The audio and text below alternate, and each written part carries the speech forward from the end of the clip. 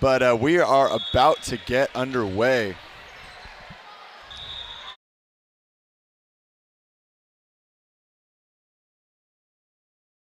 And here we go. On our way here as the Tyrants are going to be our first servers here. Jump float serve across the court, passed up by Guzman. Overpass. Massanet digs the attack, but no, that ball was ruled down. Massanet did not get that ball up. We call it double. Up referee called a double on somebody. As a little bang-bang play there to start this match off as Nick England gets our official lineup set up. Tyrants now up 1-0, obviously, after that first point. Another jump float serve, passed by Pablo Guzman. Bugs goes overhead. Right side attack and dug by the Tyrants. Strong cross-court dig, also dug up. A little bang-bang play, still alive here as the ball gets rattled around. Oh, Greg Faulkner with a nice stuff down. Saying, not this time, sir. It's like a little bit of a Kong block there. One-handed dive into the angle. Greg Faulkner, the 6'8" middle blocker out of Westchester, California, scoring his first block of this match. Blaze server finds a foot fault here.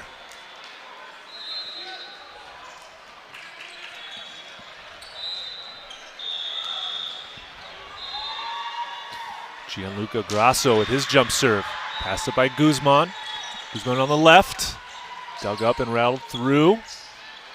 Right side attack in transition, however, not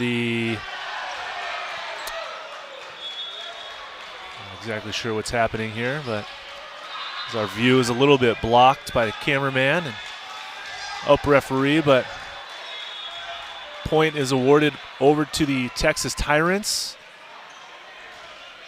Coach Mauro Grasso fixing the antenna, and here you see Gianluca Grasso, native of Brazil, played his college volleyball at USC. Son of head coach Mauro Grasso. Outside hitter. High flyer, good jump server. Overpass from Massanet. Taken care of by the Tyrants front row hitter. Off to a fast start here, 4 serving 1. Tyrants with an early advantage. As Grasso continues his service run. High toss, step close, jump serve. That one just misses the top spin and it sails out of bounds long. Point goes to LA Blaze in the red jerseys. Greg Faulkner now, number 3, with a modified standing float serve. Grasso passes, right side attack from the Tyrants, touched over but dug by Guzman. Lefty swing attack, that ball goes out of bounds off the block of Rodriguez. And that point is awarded back to the Tyrants. So nice side out, well-rounded play there.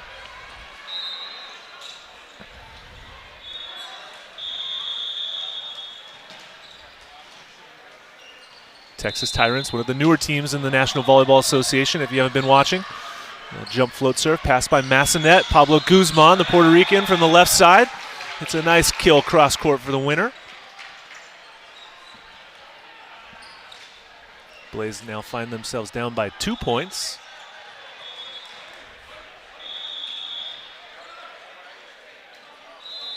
Number 15, Joe Cuevas, now back to serve.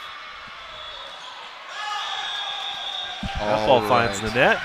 Out of bounds antenna, and we've got Nick England back, my partner, play-by-play guy. Nick, nice to see you again. We are all dialed in, had to get recalibrated here from the sideline to the desk, and we are in for a good one. Thanks so much for taking care of that. Tyrants up by 3. That's going to be Johnson looking for a big swing.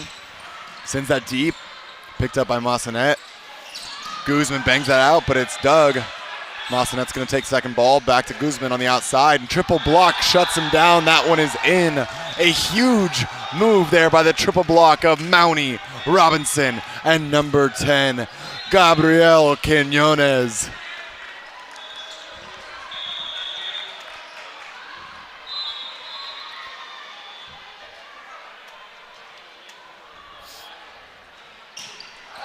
Serve goes long from Johnson.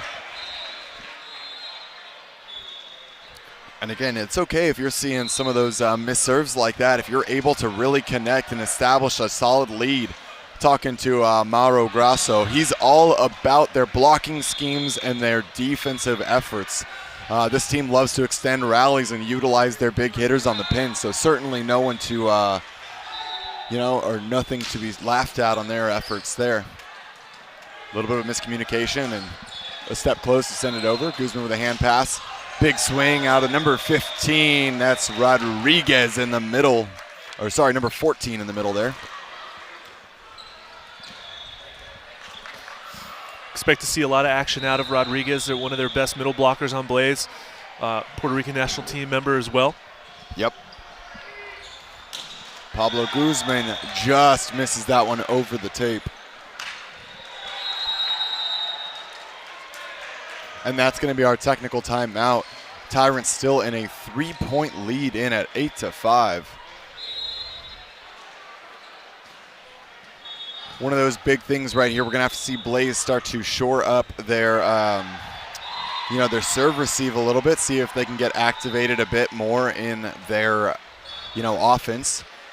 Right now, the middle offense is going to be a key and integral part of Blaze's success because I think they've got a pretty decent mismatch between themselves and the Tyrants there. We saw Mountie, number 15, have a great blocking day yesterday, but we'll see if he's able to, replicate those efforts once again. Yeah, this should be a pretty even match, I think, in almost all facets of the game. Exciting to see how Greg Faulkner kind of comes into the equation as he didn't play in the first weekend of the NVA event, and so also curious to see how the Tyrants continue to improve over time as well. Absolutely the case. Yeah, Greg is still an assistant coach at Cal State Northridge, so missed that first event as I believe they're the Matadors, right? Cal Northridge Matadors. They were queuing back up for that quick season that they had, so he has now returned to the team and able to make it out to this event and definitely helping the team out. A bump set from Bugs to the outside, and that's a huge swing from number 10, Rafael Cruz. Very explosive, and he's replacing O'Gorman in that starting outside spot, but definitely has a similar arm swing and explosiveness.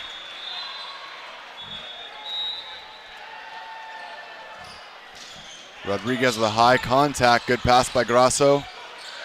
Third one's got to go. Bugs resets it. Faulkner goes backside, and Cruz goes into the angle. Block touch, reset by Grasso. Grasso on the move, goes into the hard angle. He is rotating off his back foot, gets up and slams that down 4-4. Such a physical force, finds a way to score.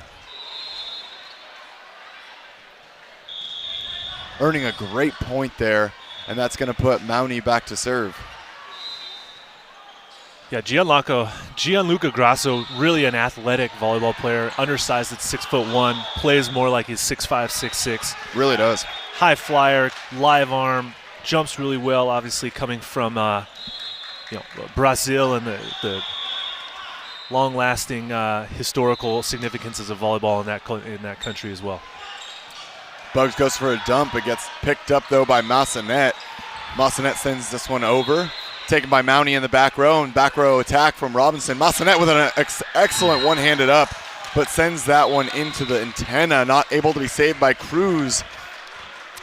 Excellent defensive efforts from number 11 in white there, Ricky Massanet. But the Tyrants proves to be too oppressive there and earns themselves another point and a 5-point lead. Mountie goes deep with the float serve. Back one to Greg Faulkner. Pulled out of the net and tapped over by Grasso. Bugs to the outside, and Cruz swings deep. Quinones is able to dig it out and helped out of the side by the coach. Faulkner brought back into the court. Cruz with a step closed, cannot find it. I love that. In the middle of that, you see Quinones going absolutely after that ball, and at the same time, he's turning to run. Coach Mauro Grasso chases him into it to make sure he can catch his player and throws him right back onto the court. Yeah, they've got a great team dynamic over there. Coach Grasso chasing after his players, obviously making sure they're going to be safe, but still wanting them to make a good play on that ball. His fire is very infectious on that team. You can see it. It's been passed on to his son. But great leadership by both the Grasso family members right there. What an excellent camera shot right there. We're talking about the parity between these two, the father-son duo. And Grasso was introduced very last minute to the NBA back in Utah in November as a part of the Las Vegas Ramblers. And once he saw what was going on in the league, his dad, who's worked with, international volleyball and the national team down in, I believe it was Puerto Rico, potentially Brazil, I can't remember offhand. And they knew they wanted to get involved. And so they said, let's bring it to Texas. And so that's where those two became a duo and stepped away from the Ramblers and started the Tyrants. So an absolutely phenomenal club and making their debut here this season as well. There's a dump attempt from Bugs, typically a fairly successful offensive setter that is picked up and detected there by the blocking Texas Tyrants and shut right back down. They are not missing a beat over there. A great blocking defense. You touched on it earlier, Nick. Really, the Texas Tyrants really putting an emphasis on their blocking defense. And that one's going to go into the pin. The Texas Tyrants train is rolling on and cannot be stopped right now. We're going to see Mounty now looking for a deep float once again. I mean, it's been working well so far. And Greg Faulkner able to get the side out that is so desperately needed for LA Blaze, but hopefully not too little too late as a 7-point lead has opened up here. That's going to be quite a difficult one to recover from. Yeah, that happened really quickly. Doubled up at this point of the set. It's always hard to come back from a 4-point lead, let alone 7. And there's Grasso running the combination route over the top and absolutely hammers that one home. And right now, Texas Tyrants are in their favorite spot. They are feeling very loose, and they are very comfortable just running whatever offense they want right now. It feels like they can do no wrong. Yeah, it was a well set up play there as Gianluca coming in inside for a little bit of an X2, I think. Yep. Well executed play. Cuevas recycles into the block. Cruz goes up, and he's able to use the outside hand. The Tyrants not quite able to come back with it there.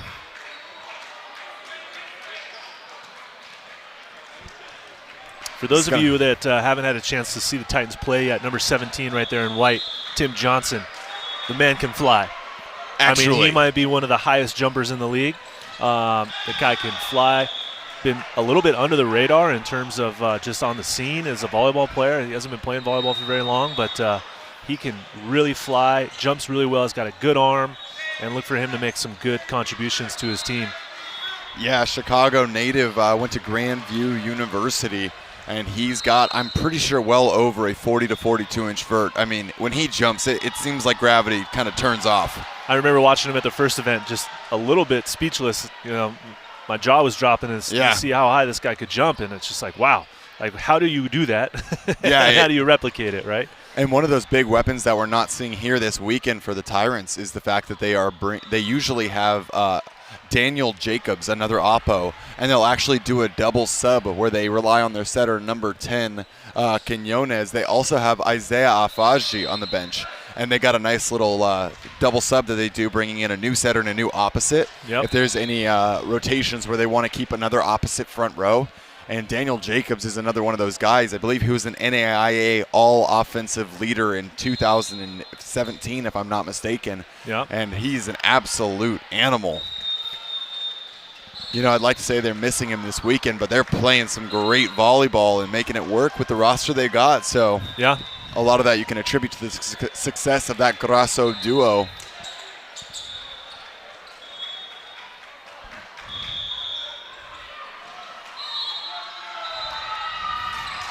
Big jump serve coming out of that technical timeout, and Grasso not quite able to find it, but with an 8-point lead, you're green light as far as I'm concerned. Yeah, and you know that Grasso always has the green light with his jump serve. It's aggressive. He's a point scorer with it.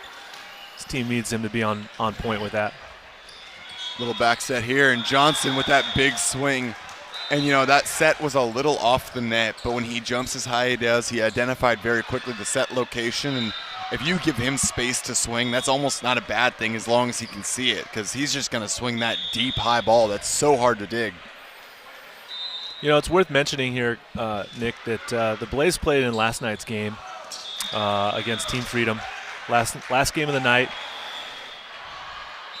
Highly contested, very emotional. Win 5, right? You see quite a few different faces that are on the court now. The guys that played last night over there on the bench, maybe kind of fatigued, maybe resting a little bit. Grant O'Gorman just came back in for the Blaze, but perhaps a little flat to start with because they're slightly hungover from last night's match, and I use that term loosely, but maybe a little fatigued. What do you think? Yeah, I mean, I think that there's a lot of confidence. You definitely want to test your limits, give these other guys a look, and we see Travis O'Gorman, like you said, returning. I see player coach Edison Joe, number 16 over there, still in jersey and kind of moving around, so I wouldn't be surprised if we see him return and finding an offensive rotation that's going to work for him. Good dig here by the Tyrants. Bump set from CJ to the outside. Oh, apologies. Here I am saying Daniel Jacobs didn't make it this weekend. He just introduced himself right there. That's number 16, Daniel Jacobs. I wasn't sure. I couldn't see it through the ref stand, but I saw the swing, and I knew it was something special going on over there, and that is him right there. Here's that double sub we were talking about. Isaiah Afaji, number 11, in on the side of the Tyrants.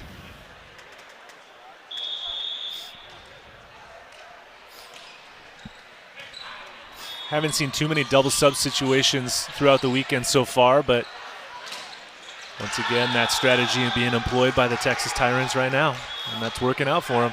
And you see Edison Joe, the setter, returning here as well. Blaze is going to start cycling. You can expect to see their starting lineup cycling back in right now because they're not looking to go. They're not waiting 2 games to find out what's going to work or not. Well, at this point, I don't know. It's obviously a little too late, but I'm not too sure what to expect in terms of contributions when you're down by 9 in game number 1. Sure, but I think the big thing here is it's all about getting their guys ready to go. So if you kind of you're down by 11. If you just chalk this one up to a loss, which, I don't normally like to even consider, but you've been doubled up. Get your guys warm, so because this second game is going to come very fast. Yeah. And it speaks to the discipline of the Tyrants team. I mean, they're getting block touches across the board. They're forcing different hitters to do different things and getting a lot of extended rallies. And anytime it doesn't go their way, it's not without a huge block touch, a nice dig attempt, anything like that, Yeah, absolutely right. Guzman, number 8, now to jump serve. Robinson puts a high ball up, but limited options, and he has to tip that one over.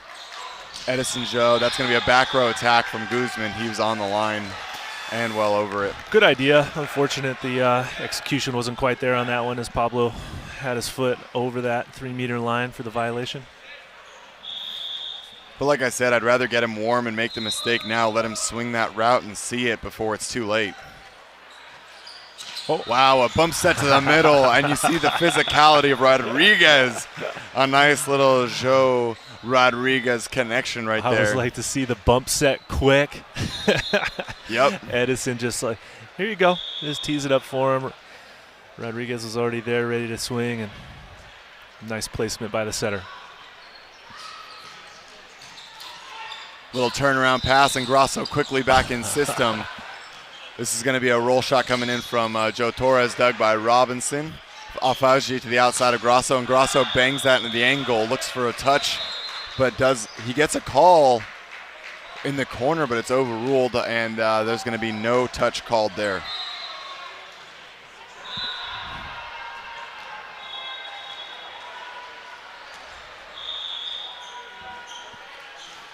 Jonathan Rodriguez likes to hit that jump serve, see if he can get a little momentum and energy going. Back set there, and that one's going to go just into the corner. No disagreements there. That's a huge swing on the right side. Daniel Jacobs delivering. And this is why that 1-2 punch is so scary, because right when you feel better that, number 17, Johnson rotates back row, all of a sudden you have another front row opposite that hits with just as much firepower. And It's a tough one to overcome.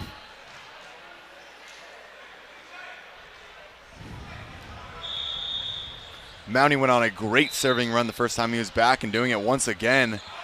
putting pressure on, and there's going to be a step close from Guzman. It's a nice down ball miscommunication on what was expected from the blocking move there, but just how they drew it up. Textbook play right there, out of system, high ball set, able to get his feet to it, takes a nice, strong, aggressive swing and scores the point. But still set point here for the Tyrants. Deep swing, and that's going to go just out, and that is game one. Wow. Got to kind of take a breath. That really felt like a bit of a blur, At this level of play, to lose by 11 is not a normal thing by any means. So you kind of got to say not really what is Blaze doing right, because there really wasn't much, to be honest. They've got to really just redial back in, see if they can get the momentum going back on their side. They made some substitutions for a lot of their starters there. I think the only one there was maybe only one starter that we didn't see return so far. So see if those guys can kind of click once again. But Tyrants roll on. That was a bit of a blowout, absolutely. I mean, you're right, 25-14, that's not something you see. The game lasted about 21 minutes. Wow. It was a really fast game. I made that same kind of comment after the first set of the Stunners and Ramblers game. That one lasted about 24 minutes. But fortunately, this one was a little bit quicker. And, the Blaze, like I kind of touched on, they got to get their guys back on the court. They might be a little fatigued from last night's 5-game match against Team Freedom. But at this point, everyone plays one match a day. It's your own responsibility to, go home, get rested up, get some good fuel in your body, get the therapy and that rest, and then scout your opponents. You got to know what the other team's going to do and what to expect in that. And it appears that LA Blaze is maybe just maybe still a little sleepy or a little beat up from last night's loss in 5 against Team Freedom. It's a very good possibility. I'm going to provide an alternative, and the big thing to that is it's very easy to know who your starters are. But in terms of figuring out who's going to have the next answer if someone falters in that lineup, who you can rely on, who your role players are going to be, that requires court time, because you're going to really put yourself in a tough spot if you just expect them to not play 2 events, come in the 3rd, come in the 4th event if you qualify for playoffs, and try to make something big happen. So some of these teams are finding their even matchups with the games that they like, and they're going to try to use some of that bench to save some starters, maybe for bigger matches, because Blaze plays the Ramblers tomorrow, so that's going to be a big matchup for them. So whether they're trying to save some legs or they really want to test and see what some of those other guys can do, you've got to find out now so that when you're in those, the dog days back in July, you know what your answer is. And, I mean, that's what the Ramblers saw right there. You get a gut check. The Stunners come out swinging, using their entire bench, crushing the Ramblers starting team. The Ramblers have to start. We had to start rolling through our options. Who can I rely on to get on the court and get the job done? And that's what I think Blaze might be testing out a little bit, because we're not going to see anything but the best come out right now, I think, for them. Yeah, it'll be interesting to see what they decide to do going into game number 2 after they need to have a real short-term memory right there and wipe that one clean from the slate and just get back to work here on game number 2. Certainly the case, and now we see the teams back on the court, and that's going to be the exact the Blaze is going to start the exact same way they finished, and the Tyrants are going to go back to how they started game 1, so they're going to undo that double sub of Afaji and Jacobs, and they are just going to continue right where they left off. We're seeing Lovett back in the middle, and I believe they're going to keep Mountie in as well, number 15. So no real surprises there from the Tyrants.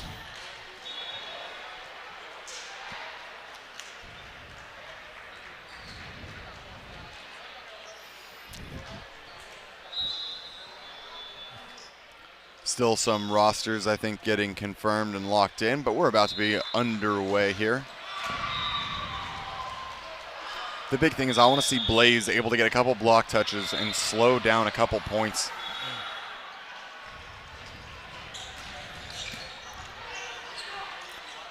Quick to the middle, and that's going to be jammed down by Lovett. Yeah, the old throwdown. And that just speaks to, I mean, Clinton or CJ Riviera doing a great job handling a big serve there and letting Quinones run the offense that he wants to run. And that's a great move by number 22 to get the kill. O'Gorman with an overpass. Riviera takes ball one, and Grasso goes for the bick. That's going to be off the platform of Edison Joe, and Ricky Massanet runs halfway to the next city over to try to find that one, but not quite able to bring it back into the court. Nice effort by Massanet, even though he was pretty far away from bringing that one back.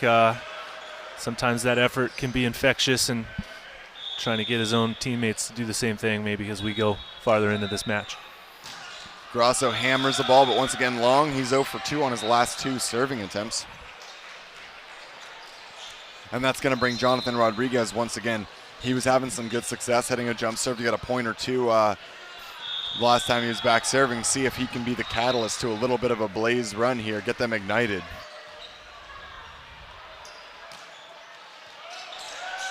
He can indeed. There's going to be an out of system. Robinson tips it over, reset by Guzman. Joe goes backside to Joe Cuevas, but Anthony Robinson and Lovett there to shut that down early. Joe Cuevas has now been blocked, I think, 3 out of 3 times on his last swings. Yeah, very nice block move by those guys.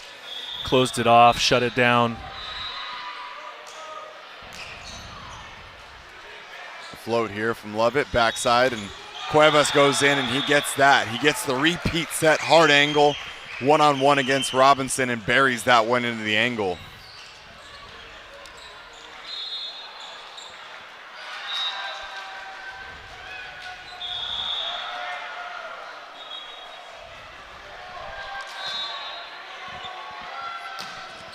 Joe goes up and hammers a serve. Grasso puts the Tyrants in system, funneled down through the front. And Johnson finds the answer. He's been really untouched. I guess most of the Tyrants have been thus far, but all steam ahead.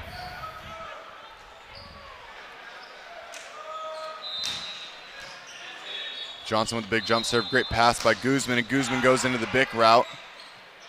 Nice dig, and now thrown deep into the corner and dug by Massanet. A nice one-on-one block, and after Cuevas got Robinson, Robinson gets him right back.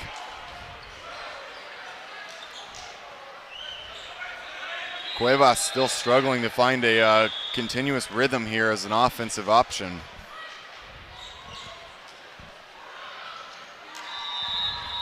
Johnson crushes a jump serve put high in the air by Massanet. Free-balled over by Joe. Taken by Grasso into the middle, and that's going to be number 15, Ryan Mowney, earning his money right there with that swing. Yeah, great swing there by Ryan.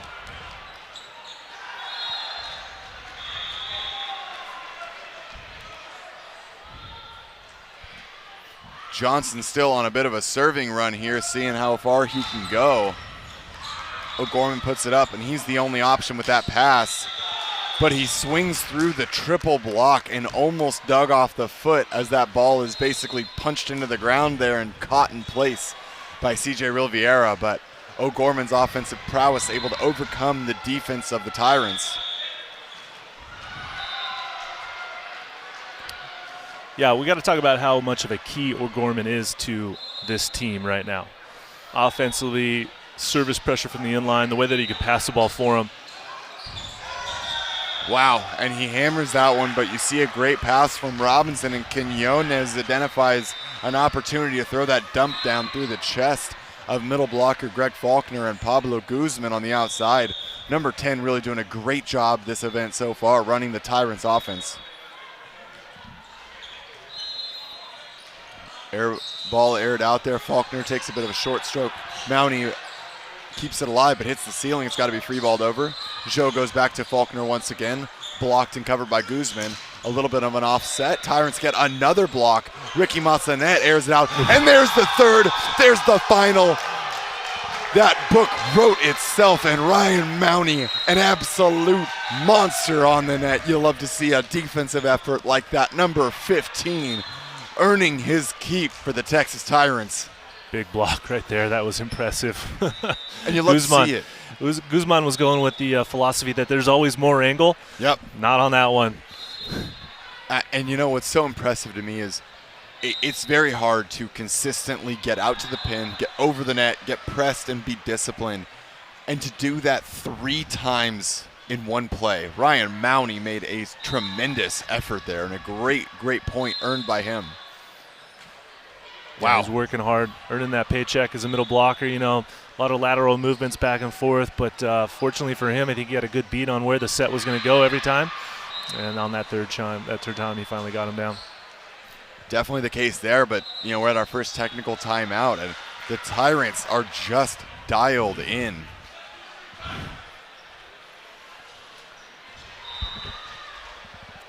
I don't know what the answer is here, and I would love to see if you have thoughts. If you're the LA Blaze coming out of this timeout, what are you looking for?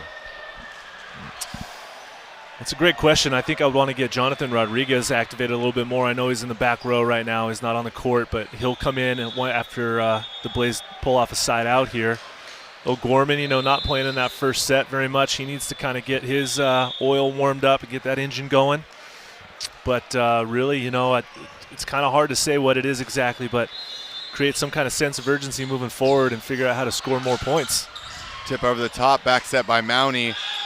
Falling off his back foot, and you see Grasso just, that man cannot leave the ground uncomfortably. It doesn't matter how off balance he is, he finds a way to get a lot of power and rip the ball. Yeah, and at this point, you know, it's a little demoralizing for the Blaze because they try to do everything right, but Tyrants are just able to keep pushing the ball back on their side. Robinson, an absolute defensive monster.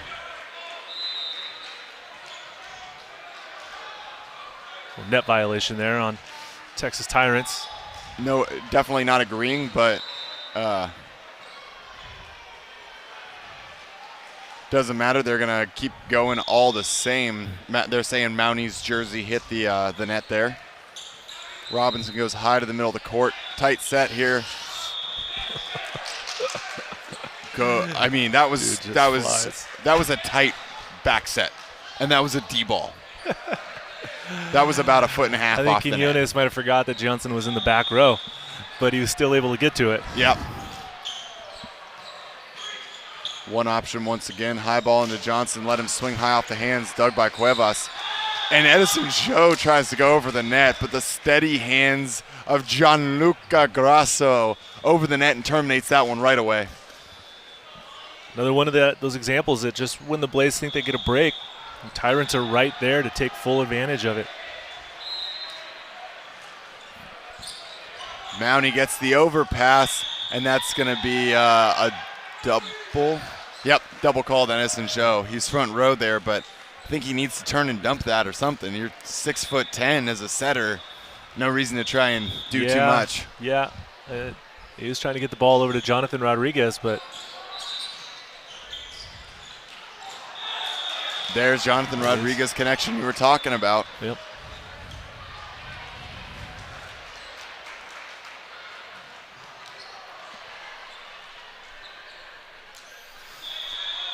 Edison Zhou, formerly of the Chinese national team, now the LA Blaze head coach and setter for this event.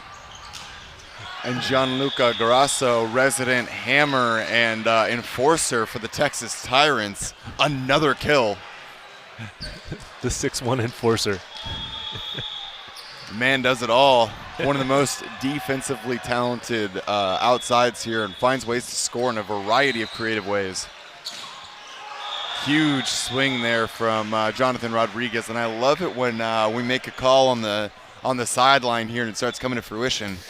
You know, we sit here, we watch a lot of volleyball all day long, you know, Nick, and not that we're fortune tellers or not that even the guys can hear us on the court, but yeah, sometimes, you know, we do say something that actually does happen, and it might work out for that team.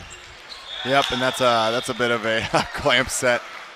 And Quinones and Grasso laugh it off and they say, yeah, no worries. There was nowhere for Grasso to go with that. So a good disciplined block for the Blaze to take care of that point. I'd like to see O'Gorman get a little something going here. They set up a screen as the jump serve is going after Grasso there. Grasso's going to be the only option. Ooh. And there's a back-to-back block. Well done by the LA Blaze. A huge point set up off the back of an aggressive serve by Guzman. And, Nick, we've seen the Tyrants kind of run into some troubles when they're stuck in this rotation. This is rotation 1, when you've got Gianluca hitting on the right side as the 0-1 and Tim Johnson hitting on the left side as the opposite. Blaze is making them work for it here. They certainly nice are. dig. It's going to be a tight one. See what joust happens. Quinones digs it. CJ Riviera airs it out, and Grasso goes for that swing, and third error in a row for him on the right side. Tough rotation. Yeah, you would possibly thought that maybe Grasso and Johnson would have switched after the ball went over the net, but they did not opt for that. And Grasso hits that ball far out of bounds. Right side transition swing. Yeah, and this is definitely a rotation that's tough, but it's being made infinitely more difficult right now because Guzman is hitting such an aggressive serve. The passing is just, there is one option by the time the setter gets to it. So Quinones really doesn't get to choose. He's got to just do the best he can to put hittable ball up, and all the credit there goes to Pablo Guzman, number 8 on the LA Blaze, making that work. Yeah, absolutely. It's a tough matchup. It's one that the Blaze like and one that the Tyrants dislike. Seeing Pablo Guzman back there, probably one of the Blaze's strongest servers, getting ready to bomb away. And Tyrants being stuck in a rotation that doesn't really garner the best side-out percentage that they have. But they need to figure it out. They don't really have any back row options in this rotation. And, like to see maybe a 31 to the middle, maybe with a high ball set out to Tim Johnson and a kind of a quick red back set, something like that to Gianluca, or maybe even like a back 2 sort of. Yeah, I was curious if they might run a combo. He loves running some of those inside routes. And, but I think running a 3 is definitely a good option to help spread out the offense. Yep, Lovett runs the 3 route outside, and I don't love the set selection. I love the route to run the 3, but now you put Rodriguez in front of Johnson there, so you're going to put a double block. You got the one-on-one move there because of your route selection. Go back to Grasso. Something that Quinones definitely needs to be aware of. Good pass by Grasso. Another block. Oh, there it is. A 180 turn and block. Number 22, Lovett, gets tired of watching the offense try to score the point and says, guys, I got this. Take a seat. Turns around, gets a nice block move, completely blind on a 180, and shuts down Jonathan Rodriguez. And Grasso went from the unstoppable enforcer to the error machine pretty quick there. So he'll find his way and right that ship, but right now he's got to start weathering the storm a bit. Yeah, I bet that's definitely something. A couple hitting errors. It doesn't help to come back and just compound it with a service error. Help work on your rhythm a little bit and see what you can do. Oh, nice swing. It happens every time. We talk about how high he jumps, but I can't say enough how high he jumps. The video feed just doesn't give him justice. To be sitting here watching this guy fly, man, it's impressive. The first time we talked about, I was doing that first day, day 1, I told you got to check this guy. Yeah. He flies, and you're like, yeah, I'm sure he does. Like, it's going to be good, and it's going to be good. And then we have front row seats to watch it's different on this when you guy. actually see it. Yep. His feet are getting to our eyes over here as we're sitting, it feels like. And once again, you see that vert, showcased as he just gets over the net and just shuts that ball down. Another important point for the Tyrants there to take a 2-point lead. Oh, and a block. And a block. The man is on fire. And this is what's so important, having a variety of weapons on your team. Even when Gian Grasso, who had a phenomenal first half of the game, starts to cool off a little bit, Johnson says, don't worry, man, I can take it from here, pass the torch. Yep, you see Tim step in and start to take a little bit of the load off of Gianluca or another teammate that might be struggling a little bit. And, that's one of the great things about a team sport like this. If someone's having a little bit of a hard patch or a rough time, you've got, 4 or 5 other guys that can step in and carry that some of that load until you kind of get your legs back or catch your breath or something like that. And you're seeing that here with Tim Johnson now with that nice solo stuff down. Yeah, and I think it's one of the reasons why the Tyrants are such a fun team to watch and so easy to be a fan of, is they've got games where, the defense of Robinson and Grasso is something of legend. They'll have times where they're using the Daniel Jacob and Tim Johnson right side duo. But the thing you can always rely on is Ryan Mounty and Austin Lovett. They may not be the most offensive middles, but they find their kills where they're important. But their blocking is incredible. They do a great job going pin to pin and helping slow everything down, and that is a critical part of this team identity. Quinones puts a high ball up, jousted and reset. Mounty's going to take second ball, tight, but Johnson pushes that off, gets it off the hands, and that should go the way of the Tyrants. That is wiped off the hands of Blaze. Hold on a minute. Hold on. We're going to get some clarification. There it is. Corrected there. We had front row seats to see exactly where that push went, and Blaze doesn't argue it at all because they know too. Yeah. Good clarification by the referee team here. Tim Johnson was almost on top of that ball, wiping it off.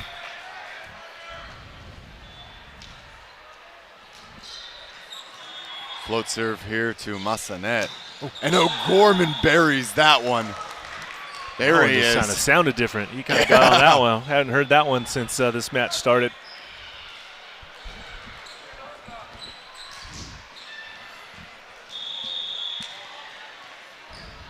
You need more of that if the Blaze want to have a chance here to maybe win this second set, but at least push this match into the deeper set action. Wow. Coming off the net 8-9 feet, you see Quinones feed that into the open window of Ryan Mounty, who gets a huge swing there, and we're going to see that double block or double sub as Johnson comes out for Isaiah Afaji, and that's going to be Quinones out for Daniel Jacobs coming in. They want to make sure that they keep an opposite front row, have a setter cycle through the back row. So it's a little bit like a modified 6-2 that you do through substitutions. I'm a big fan of the double sub. I think it's a great strategy to employ. Gives you 6 hitters all the way around, 3 hitters constantly in the front row, constantly having a back row setter. And you talk about it working right there. That's the 1-2 punch that just came in off the bench. You see Afaji back set to Jacobs, and Jacobs hammers that one high off the block. Great defensive move there from Real Vieira as well, with an overhand, slap to keep that alive. Cuevas drifting wide on that D ball, able to corral it back in with some great finesse there. Drops that in front of the back right defender of Afaji.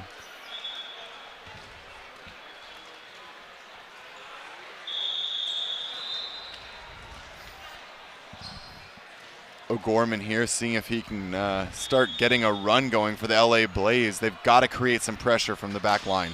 Great serve, but fantastic pass from Real Vieira. Robinson shows the changeup, goes to a tip. Guzman brings down the hammer. Robinson almost knocked out by Mounty, not able to come up with it. And there's a great, great defensive stop on the side of the Blaze. Yeah, they needed that. They need to win a few more rallies like that. Some of those longer extended rallies. They want to have a chance to take a set victory here. They have to find some ways to manufacture some longer rally wins like that one. O'Gorman hammers another one, but another great pass by Real Vieira. Daniel Jacobs with a high swing. O'Gorman tries to track it down to the corner, but he's got to take quite a hike to get back there. 20-15, a 5-point lead here for the Tyrants. They are very much in control of this.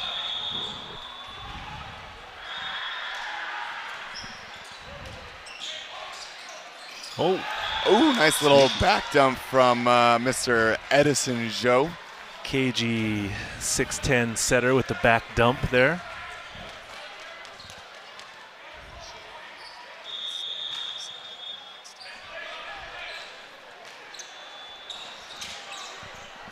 Isaiah Afaji puts that on a string, and that's a huge swing into the angle. Wow, Grasso finds it, hops right back on the bike. He had a couple tough rotations, not, being able to get that over the net, but what a fantastic swing there.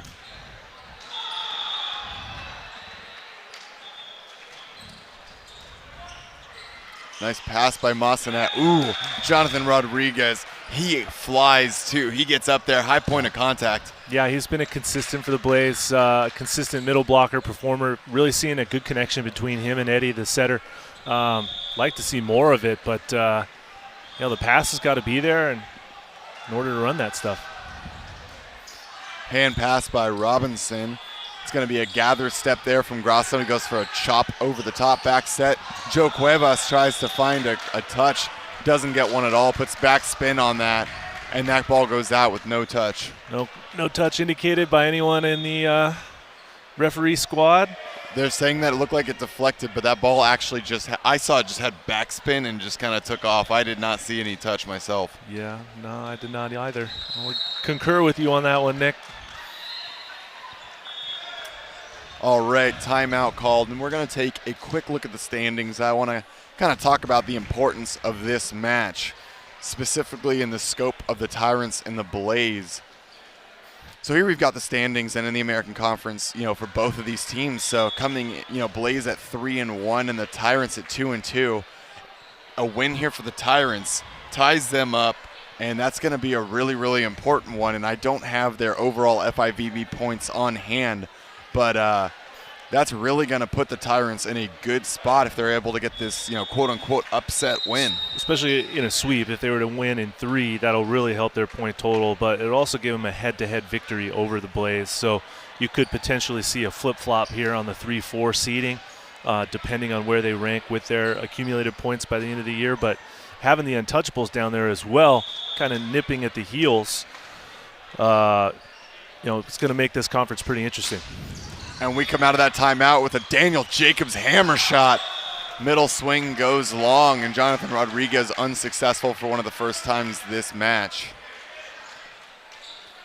Wow, Jacobs put some pace on that out of the timeout. That was a nice serve out of the timeout. It's impressive. Another great one. Great pass by Guzman. And there's Rodriguez. Didn't miss that time. I like Eddie going back. Sorry, don't mean to cut you off. I like Eddie going back there and repeating Rodriguez after that hitting error to keep that confidence level together. Right now, Blaze has got to find as many connections that they can rely on and ride them. Guzman, another constant right now for the Blaze. Great jump serve. Grasso, the only option, takes Edison Joe out, and Massanet bumps set to Cuevas. And Cuevas once again. He's hitting, I think, negative. I know he's hitting negative. I think it's severely negative right now. Most likely. Our statistician has taken this match off, but we don't have his hitting percentage, but it's probably better for him that we don't know what it is. Yeah, not quite finding his groove.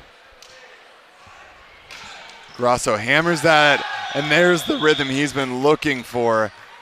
Wow, what a great swing. Gets an ace off the libero, Ricky Massanet there. Whew. That one delivered. We're talking about that Grasso kind of hit that little lull from when he was in right front, rotated through. He was just struggling to find his rhythm, but right as he came back into the front row, found a couple big kills, rotates through, successful all around, gets back to the service line and finishes that off with a bang. Yeah, that was a nice way to finish that set.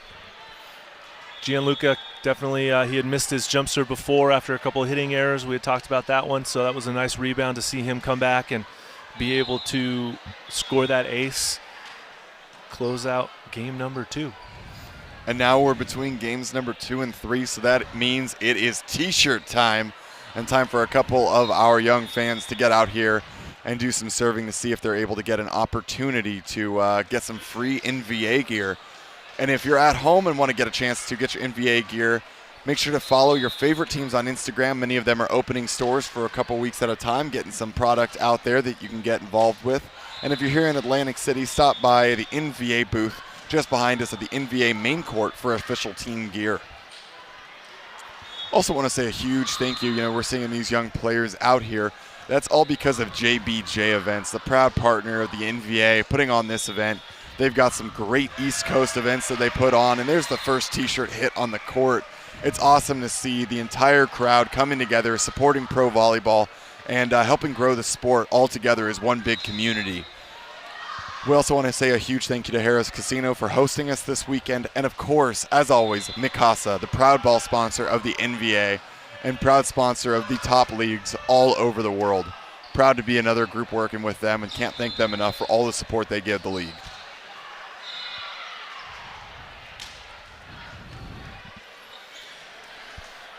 All right, and we're down.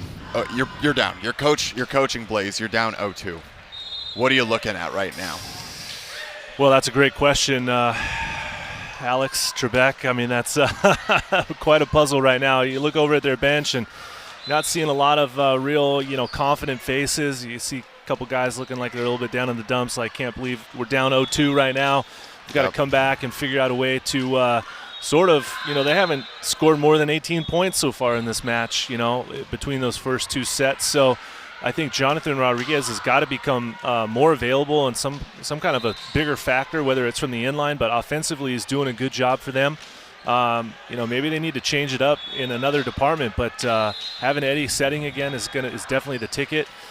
Or Gorman's out there. Massenet needs to kind of come alive himself. He's been pretty quiet, haven't been saying his name too much, but and if we're the Tyrants, if I'm the Tyrants, I'm just like, hey, let's keep driving this thing home. Let's get this 3-0 win. Let's get out of here. These guys, talking about the Blaze, they don't look like they want to be here. So let's just, in the misery for them and take care of business and go get a nice dinner and maybe go play a little blackjack and call it a day, so. Yeah, and that's one of those things right now. I think they've got it really dialed in. Like their game plan, that's the thing. Mauro Grasso, probably the top coach in the league in terms of preparation, getting his team to look the way he wants.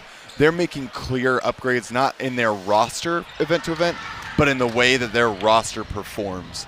And that's training. That's getting a committed group of guys in the gym, and all credit goes to the Grasso duo over there. I cannot say it enough.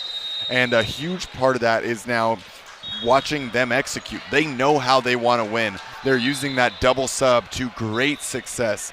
They know exactly what their system looks like. Quinones is looking absolutely phenomenal running this offense. He's keeping everyone mixed up, and everyone looks effective the way he's running it. And that's when your setter is doing a great job. Yeah, absolutely. I think you're totally right, Nick. Coach Grasso has done a great job getting his team prepared. They came into the first event. No one really knew what to expect with them, including you and I, and they've done a nice job, but you can tell that they've improved since that event as well. And in a situation like this, they really just got to keep their foot on the gas and try to get out of here with a 3-0 win as fast as possible. Absolutely the case. In the one sub, I was waiting to see if it might happen. Bringing back in number 1 for the Blaze, replacing Joe Cuevas on the right side. He played yesterday. That's going to be Steven Morales. And that's going to be a very big uptick for offensive power, I think, based on what we saw last night. And you're also going to see other middle blocker, Pedro Nieves, as well, come in. Yep. Veteran middle blocker there for LA Blaze. 6'8", 6'9", Puerto Rican middle blocker, Pedro Nieves, who played last night as well, but seen his first action here in this match. Yep, so this is going to be the team that we saw on the court last night to a T.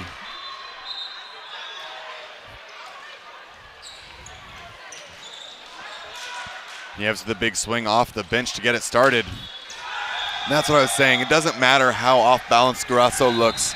He just adjusts. He sees the block better than most, and he executes perfectly. Another example of the Tyrants, including Grasso, just can't really do anything wrong. You know? I mean, the Blaze come out, nice pass. They run quick. It's controlled by the block, and then Grasso makes a nice athletic play to turn it for a transitional point. Edison Joe goes for a bump set for a quick set out there to Morales.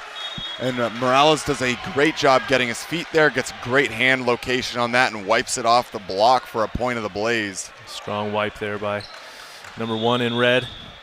Tight set. If you can't take a swing at it, joust and swipe.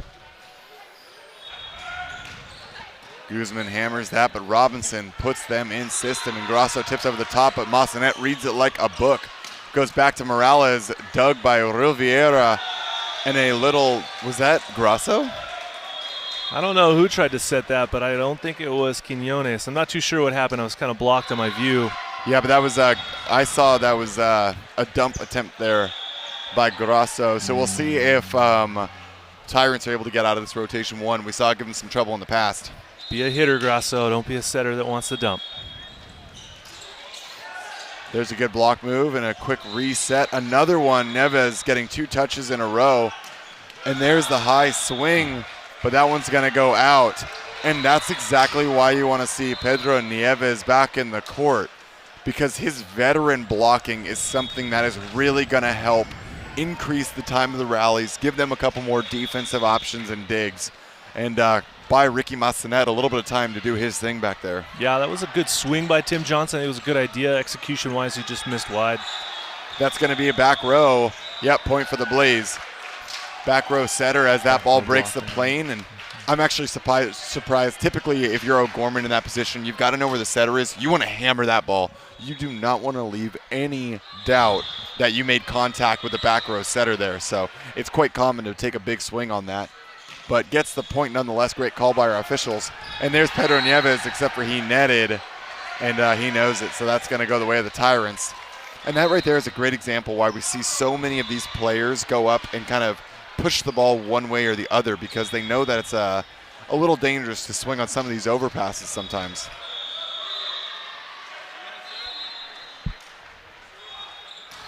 Grasso hammers that ball. Nice pass by Massanet. And a big route that's blocked there by number 22. Austin Lovett is ready to do some damage and puts up the great wall of Tyrants.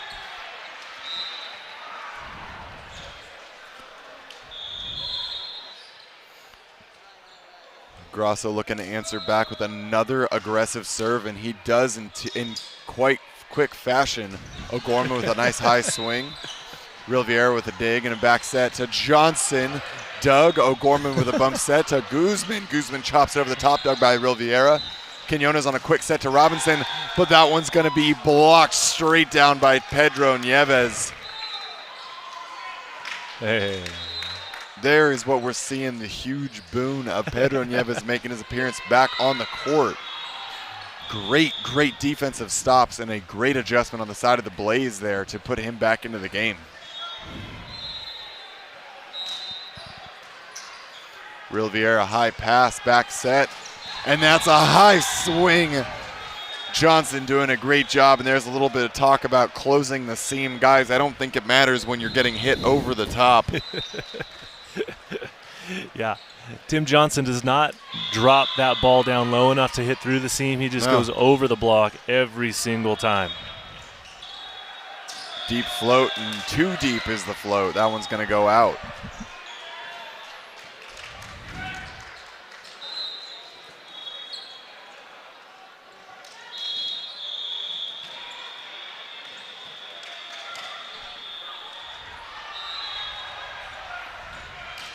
Jump set just off the top of the tape. Grasso leans back and airs it out to the best of his ability, and now a tip over the top. That's got to go up for the Blaze. There's limited options there for them to be able to score a point that way, and it's going to work for them. Yeah, that's all on Massanet to see that Tim Johnson stopped his arm swing, got the big hand out there for the open hand tip, and just placed it right over the block. But he was pretty far off the net in that play, and so someone's got to be there to pick that ball up. Johnson now hammering a ball, but a great pass by O'Gorman, and Jonathan Rodriguez getting involved once again. And wow, there might be some connections that still need to be established, but the Edison Joe to Jonathan Rodriguez connection looks like a tale old as time. They are on the exact same page. Yeah, whether it's a bump set or a traditional overhand set, they're hitting at a pretty good clip.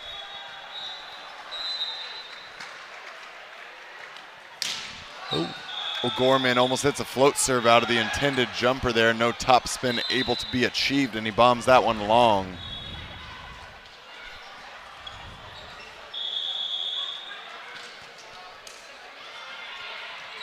Robinson with the float serve down the line. O'Gorman is the target, and Rodriguez once again. Quinones goes to Grasso. Kick dig by Massanet. Just goes out. Bringing a little FIFA flavor to this. Yeah. Champions League, nice pick up with the foot volley action. Unfortunately, just goes out of play. For anyone unfamiliar, every body part is completely legal for a contact in volleyball, so use whatever you got to make it happen. O'Gorman hammers a bick.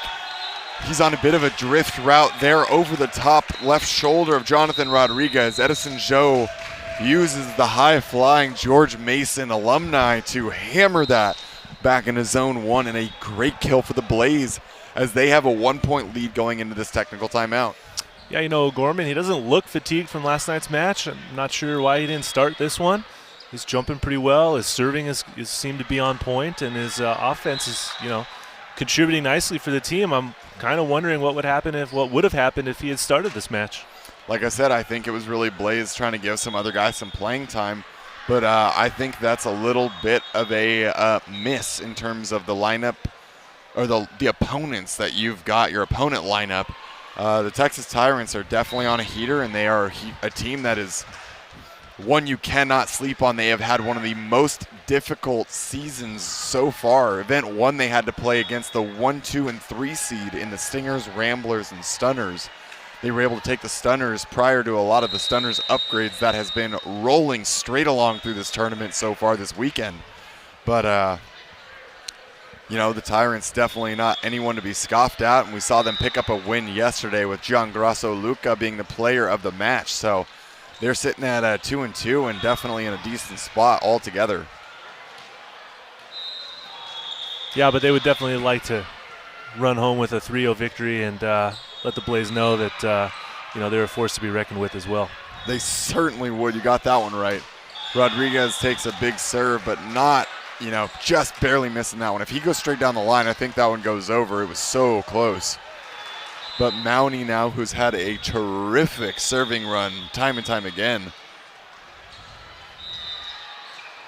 Now with the float, good pass by Massanet, dumped by Joe. Robinson tracks it down. Not quite ready for that dump was Johnson. Yeah, you know, every single match in this league really is important for these teams because this is the only time that the Tyrants will play LA Blaze throughout the season. So, you know, this is the halfway point. We've officially hit the halfway point of the season in event number 2 out of 4, and you know this is an important seeding game, but it's not like they're going to get another chance to play each other. So you really got to focus on, okay, well, we got to take care of business on our side of the ball, regardless of how our bodies feel or what happened the night before. But you definitely can't look past the team because you're only going to play each team once throughout the season, and every win is important and every loss hurts. Certainly the case, and Austin Lovett put that last middle attack down with quite a bit of authority, goes back and gets a great successful serve. Oh, that's Quinones back there serving. Apologies, I thought I saw Lovett heading back there. But a great serve nonetheless, and that leaves Lovett front row. Maybe we see him get another big kill here. O'Gorman puts that one short. Edison lays out, and a tip picked up. Lovett takes a back set, covered up in the back row by Robinson. Grasso now looks to reset. Rilvia airs it out to buy his team some time. Show goes to the Bic. O'Gorman tips over the top, and those two are finding each other wonderfully. That was a heads-up tip and identification there from O'Gorman. Left front is a very rare spot to tip a ball to on a Bic route. Yeah, well, when you can jump as well as O'Gorman can, you've got that vision to see that it was open, and he's able to hit that spot. So, good touch by him. 10-10 now. Guzman is the right server to be back to open something up for the Blaze here. Great pass by Real Vieira. Rolled over the top, reset, and Nieves takes that one. Massanet cycles out. Back to Guzman. Dug by Robinson, and Guzman covers himself on that overpass. We're saying hello over here. Massanet resets. We are back in it in a middle attack, and there it is. The Texas Tyrants ready to take away the scrappy Blaze's energy. Blaze really going after that one across the board, and the Tyrants just keep fighting, and we see Lovett getting the job done up there. Love seeing his involvement.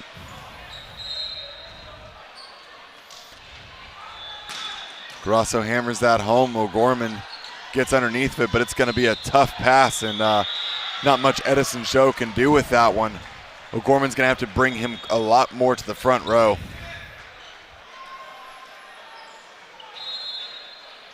Either that or get some help from a back row Guzman to make his set happen, but that ball's got to, something better's got to happen there. Grasso gets behind that and certainly not on top of it, so that one's going to sail long. I mean, when you're trying to hit it hard, okay, that can happen sometimes where you just miss the ball, you just miss that wrist snap, and you don't get that top spin on it. And there's a lot of pop coming off these Micassas. That's what makes them bounce so well. And so if you're not getting the exact hand location you want, that can happen. But Robinson gets the exact hand location he wants. That's a huge swing outside the blocker, down the line, and not able to be dug there on the side of the LA Blaze. Yeah, nice swing by him down the line. Keeping that 2-point cushion right now as we're getting closer to the halfway point of set number 3. Tyrants looking for that 3-set sweep that we've been talking about. Massanet with a great pass, set out to Jonathan. Rodriguez picked up. Mountie goes to the back set. Johnson uses the block to go outside. Mountie dishing the sauce over there. If we had our statistician giving that assist credit to the middle blocker, he'd be pretty happy about it. I think that's his third of the match. He's been enjoying a couple second ball opportunities there. Short set, nice pass by Massanet. Set goes to the outside, into the tape and not over the net at all. We got a net violation called on the Tyrants. Although I don't think there was a net. I thought that was the ball going into the net. I don't know. It's hard to tell if it was simultaneous, but the down ref over there seems to be pretty certain that there was a net violation on somebody.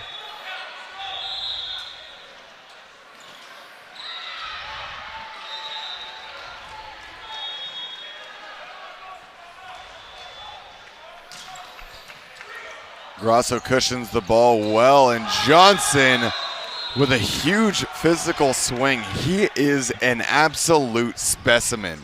I'm just shaking my head. Every time I see him jump, I just shake my head. I'm like, man, how do you do that? I think my favorite part about it, though, is he doesn't try to be too flashy. He hits hard, but he hits deep and smart, and I'm such a fan of that high IQ swing. There it is, a physical toss, but he just, again, barely misses. The Tyrants are making such small misses that you can't help but hope they don't find it if you're the LA Blaze. Yeah, it also helping the Blaze stay close in the match and the scoreboard by just, missing these serves a few too many times, and it's allowing the Blaze to stay involved only down by 2 within striking distance. O'Gorman hammers the serve. Backside, and Johnson just flying, and Grasso's down. Looks like he caught a knee in the back, and that's not good. He's going to need a second, but potentially needing a sub. Can't tell if that's a hip flexor or a lower back, but that's going to be a technical timeout as he hobbles off. Yeah, not exactly sure what happened. I think maybe he got a knee to the kidney there or something like that. Yeah. Diving for that ball, he might have just gotten a shot to the bottom rib, or not too sure what happened there, but. Yeah, I wouldn't be surprised if if I'm not mistaken, Daniel Jacobs is actually capable of playing both pins, and that might be your guy to go grab right now if Grasso can't keep it up. But knowing Grasso, he's going to play through it to the best of his ability, and only if and when he can no longer go are they going to look to make a substitution. But otherwise, he's going to keep going. Yeah, I agree with you, Nick. I'm sure he's going to be just fine. You start to worry, though, for a guy like that uses so much of his core to generate power for those big swings and to really keep his body mobile in the air. So something in the lower back can start reducing the amount of mobility and torsion that he's able to create. Maybe torque is the correct word? I think torsion. He can stay in and just pass and kind of get his feet back under him, rely a little bit more on Tim Johnson or Mountie here to set the middle, but he is going into the front row, so he will be, I'm sure, offensively responsible for some action here, but he seems to be okay.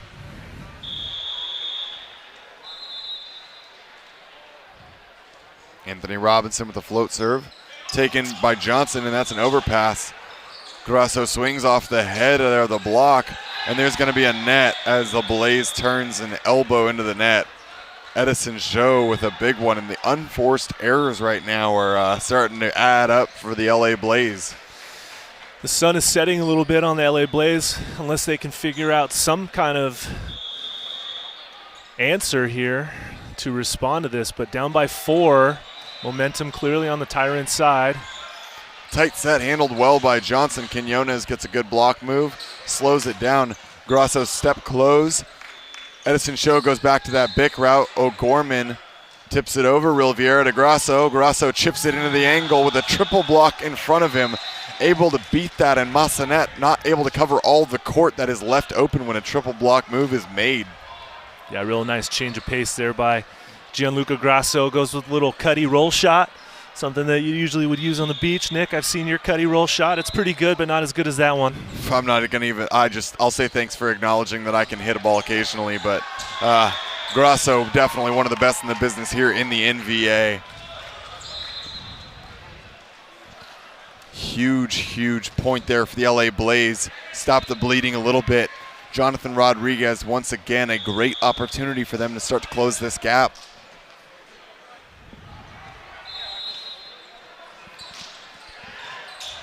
Gets the off speed, and there it is. Catches Real Vieira off of his feet, out of balance and outside of his breadbasket.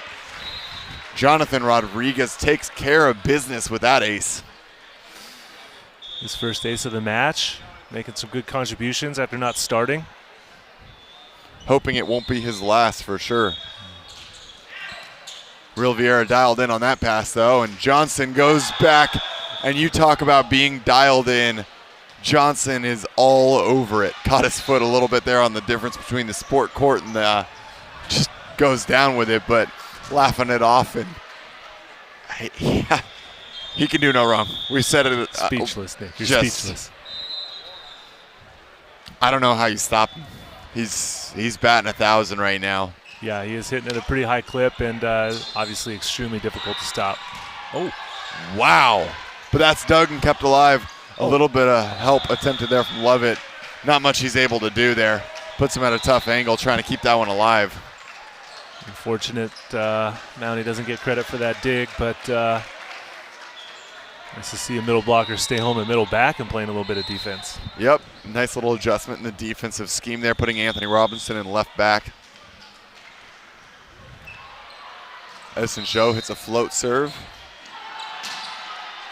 Love it with a swing out of the middle. Block touch slows it down. Blaze goes to Guzman on the outside, and Guzman swings deep, finding that back part of the court. Once again, Blaze starting to make this late game run, just down by 2. If they can get another real point right now, this is going to be a game.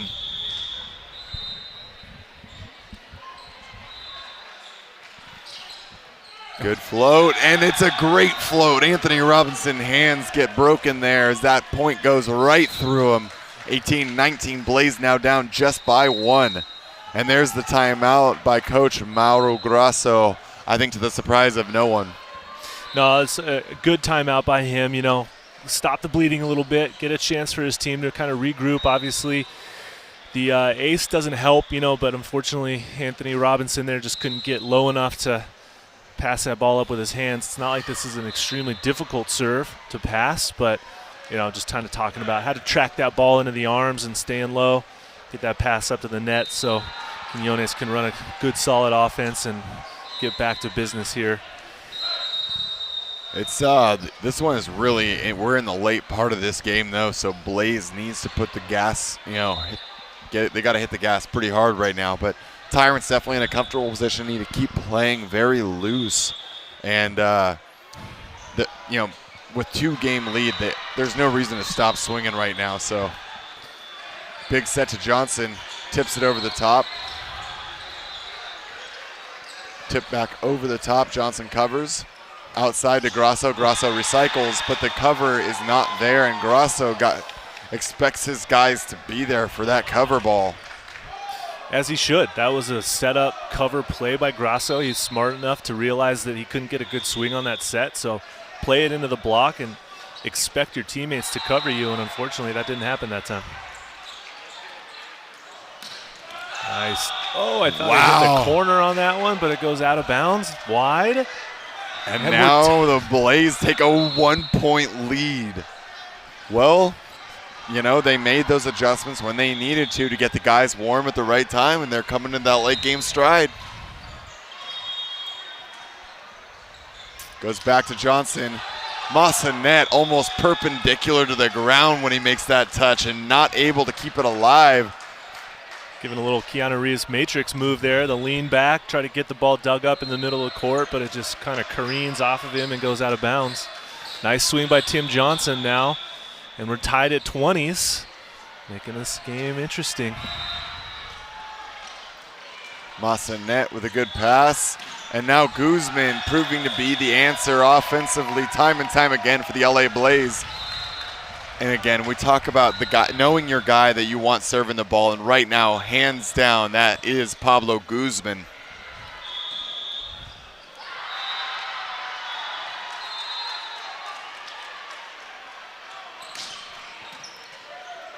Robinson puts that in the middle of the court. Grasso puts that in the middle of the court, but on the side of the Blaze. Huge point for him. Big point for the Tyrants. That's that rotation that they're not always real good in. That was rotation 1 with Grasso hitting on the right side. So fortunate for them, they were able to get out of that in one opportunity. And here's his little jump float changeup. Catches O'Gorman high. High set to the backside, and that hit the antenna on the way by. Yep.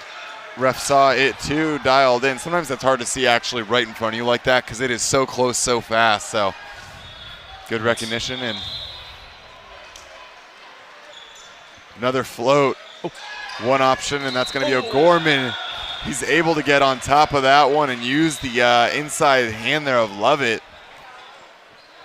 The pins are starting to come alive for the LA Blaze. They're using the block. And yeah, they are. You're right, Nick. And, man, I would never have suspected we'd be tied at 22-all right now in Game 3 the way LA Blaze has been playing. They're certainly coming alive now, and that is not the miss to make. Nieves wants that one back for sure, and here comes that double sub. Oh, nope, just a serving sub. Apologies, and that's going to bring us number 2 here for the Tyrants.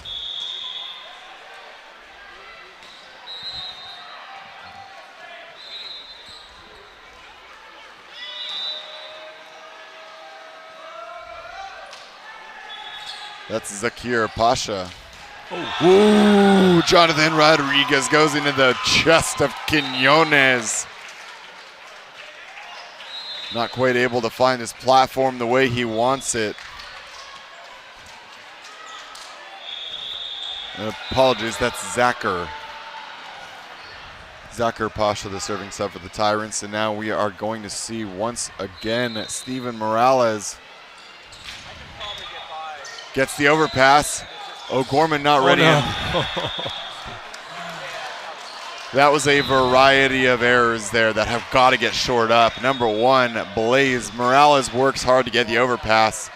And a little bit of miscommunication on who's taking that free ball. But then Mountie sends the free ball back long. Tough one, guys. LA Blaze now leads by 1 with game point. Morales hits that one long, and extra innings are definitely on their way. 24 apiece. Here's the double sub you were talking about, Nick. Yep, I was 1 rotation early. Isaiah Afaji enters the court in the back row, and you see Daniel Jacobs coming in the front row.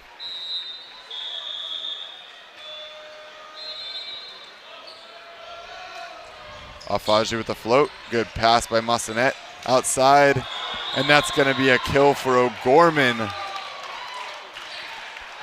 Wow, we are definitely in that trading blows portion. Neither team willing to give an inch and siding out back and forth nonstop. This is all about how steady your serve receive can be. And the liberos are ready to go the distance. We're seeing great passes out of Massanet and Real Vieira. Got to see the servers avoiding them at all costs. And O'Gorman hits one right at Real Vieira, backside to Robinson. Massanet with a huge effort. O'Gorman's able to air that out. Faji goes to the outside, and Daniel Jacobs uses the 6'10" blocker of Edison Joe to earn that point. What a great swing there from the newly subbed in opposite with a huge swing from left front. And now 25 all. Robinson puts that one in. Tight pass from Massanet, and Jonathan Rodriguez finds the back line with a huge point. The one thing you can rely on all match long is that connection between number 16 and number 14. Joe finds Rodriguez. Huge point for the LA Blaze. They take a 1-point lead, 26-25.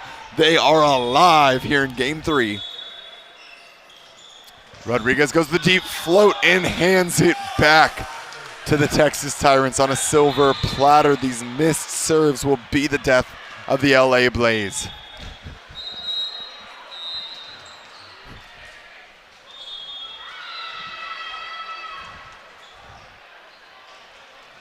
Ryan Mounty, once again, one of the most successful servers. This rotation feels so good for the Tyrants. See if he can create another little run here. They're tied at 26 apiece. Out of system, Blaze is going to have to step close. Morales off the block, and Morales delivers.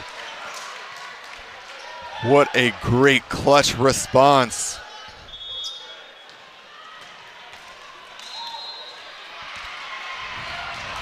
I mean, that's the serve you want from Mounty. Gets everything and more from Blaze, but I'm surprised they keep serving Massanet, the libero, for LA Blaze, and it doesn't seem like they're getting great opportunities off of it.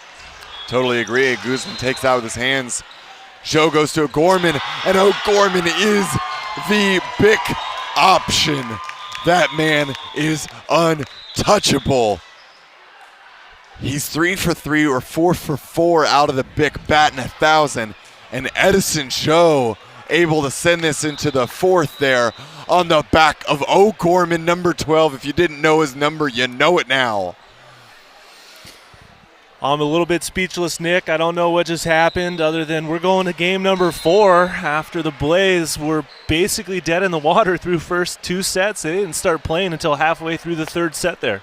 Hey, I love to see it. LA Blaze showing the resiliency, lighting a little bit of a fire under their butts, getting back on the horse, and showing that every guy on that team is ready to step up and deliver in the way that is required of them. Jonathan Rodriguez was the number 1 workhorse, backed up by the libero there, Massanet. Those two got guys involved one by one, and you see Guzman, O'Gorman start delivering on the outside, and that is absolutely a team-wide effort. And, you know, the only person we didn't say too much about there was Morales, but Morales able to get a couple big points, apply some pressure from the service line, and that is a team-wide win, able to send this into the 4th. And you know what? There's enough energy right now on the side of the LA Blaze. We might be in for another 5-setter if they can keep that going. Don't jinx it now. Come on. I mean, come on. We've still got a little ways to go before you start throwing that one out there, but yeah, give credit to LA Blaze for the response. I mean, I think it was 16 all in the 3rd set, right? And they were able to find a way and manufacture some points. Grant O'Gorman coming out of the back row, really making a good contribution for their team. Jonathan Rodriguez, credit to Edison Joe for, you know, running a good quality offense, and Massanet, the libero, you know, kind of, you know, figuring out a way to find that win. I'm going to be curious to see how the Tyrants respond now in Game 4 when they were that close to taking home a 3-0 victory. Yeah, and we keep talking about the physical number 17, Tim Johnson, but we're seeing number 12, Travis O'Gorman, showcase that he is equally offensive and physical. He is getting off the ground with some of those big attacks, the best in the gym right now, and he is hammering those balls. So, you know, Edison Joe is feeling very comfortable with Jonathan Rodriguez as well as Travis O'Gorman. So those are some great options. Pablo Guzman has been an absolute rock in serve receive on the service line and finding the kills when they are needed, as well as being an emotional leader. But those outsides are both explosive verbal guys, and they love to get their boys fired up. What do you think was the turning point there in game number 3 for the Tyrants that they couldn't close out that match right there? I think it got to the point that the swings the Blaze were taking were more physical than the blocking moves and defensive efforts that the Tyrants could make. Jonathan Rodriguez connected with 2 or 3 balls that were going over the block of the Tyrants. We were seeing O'Gorman going over the top of the block and outside of it on those Bic routes. And then when they got back to the front row pin swings, we were seeing O'Gorman and Guzman just chiseling and taking smart swings. Yeah, great insights, Nick. I mean, that's I couldn't agree with you more on those points. You know, nice response again to see the Blaze sort of wake up there when they needed to.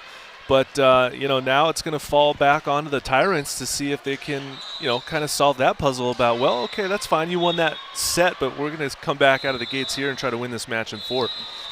And you said a little thing that I want to go back to, because I think it was kind of glossed over, but one of the most important points. Tyrants have been serving Massanet. You've got to stop. Try to work one of the outsides, even if they're passing well, make them pass before they hit. But Massanet is dialed in, and that's nothing new. That's been, the story every time he touches the court. But we are underway, and Grasso rolls over the top, reset as the block gets him there. Johnson looks for a big swing, dug by Massanet. Edison Joe coming across the court, airs it out. O'Gorman goes inside of him.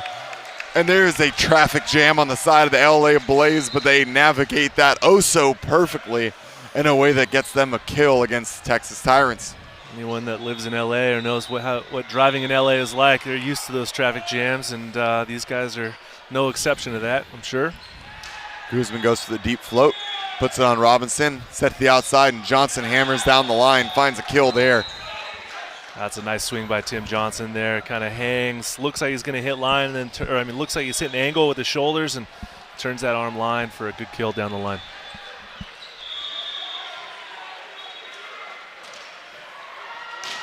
Grasso hammers it home. Another pass by Massanet. Little bit tight, but Edison Joe is definitely not any stranger to those sets.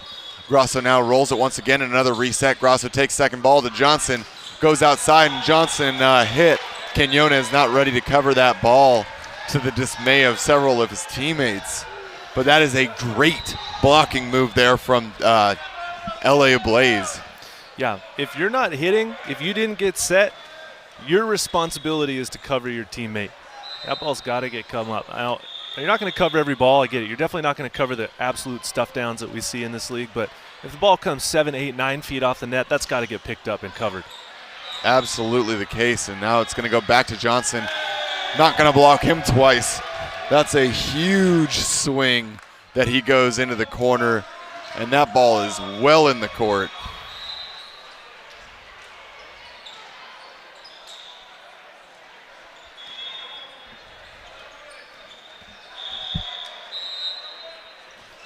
Float serve here by Mountie, and that one's going to go long. For the first time that I can recall, Mountie misses that float serve.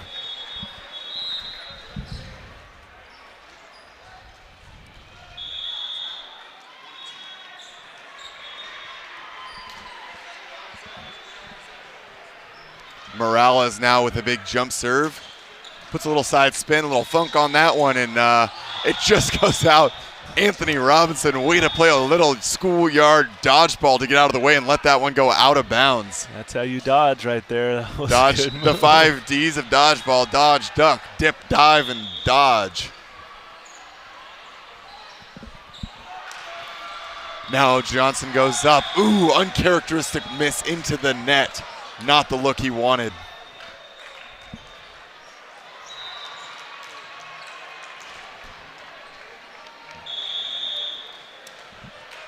Now O'Gorman, someone that's been cranking jump serves from the back line all night long, looks for another opportunity to give Blaze a little more fuel to their fire. Good pass by Grasso, back set, and Johnson leaps, tips over the top, dug by 3 guys. Massanet with the second touch. Morales trips over him and kicks him in the head, it looked like. Little miscommunication about where that one was going to go, and the traffic jam caught up to the LA natives there on that one.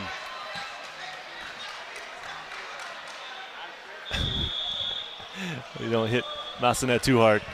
He doesn't have a whole lot of extra padding on that little frame of his. Little side swoop over the top. Now Johnson goes. That's a rare error from Tim Johnson. Not getting good contact on that ball as it sort of finds its way out of bounds long.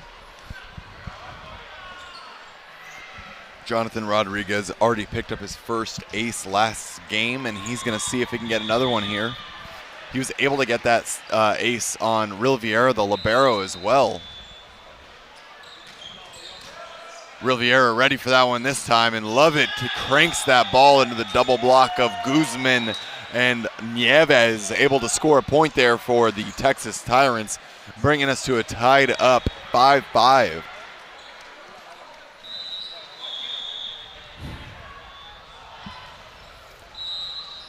Lovett now with the float. Taken by Massanet. Joe connects with the middle. Nieves paintbrush over the top. Set to Robinson in the back row. And Robinson places that into the corner. You love that. You see the power that Grasso and Johnson have, and Robinson is one of the most defensive outside twos on the court. But that finesse, that vision, and that chop right there is such an important part of what he brings to this team.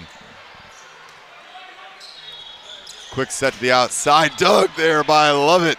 Back set to Johnson, and Johnson, the high flyer, the high soarer, and the high scorer down the line, beats Massanet into the deep line seam there. It's one of those plays you like to see from a team get fired up, get a nice scoop from your other middle blocker playing back row, and then your big-time opposite hitter coming through clutch for a nice kill. Also love to see that dig there from Lovett. See if we can get another one here. But the net was a little bit too high there for Nieves, not able to connect with that one. And Tyrants now take a 3-point lead on the Blaze into this technical timeout.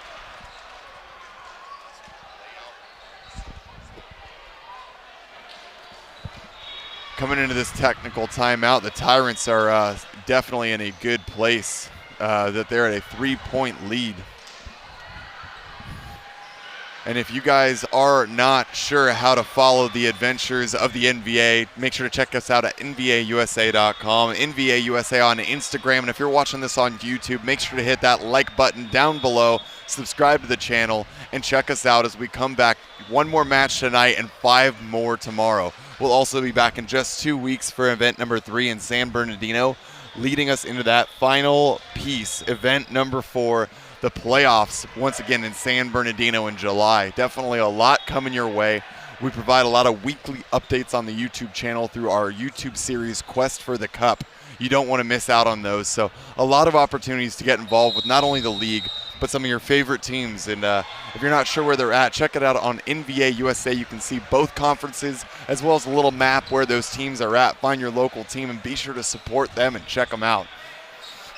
We're big thankful here for the Harrah's Casino for hosting us here in Atlantic City, New Jersey. Our partners JBJ Events and Mikasa, once again, can't thank them all enough. But we're back into the action, and O'Gorman goes off the chest of Johnson, and it's kept alive as it goes back over the net. Johnson takes the free ball, and Mountie swings wide. Does not get the touch that he's looking for, and Tyrants couldn't disagree more, but Blaze happy to say thank you. We're going to take point number 6.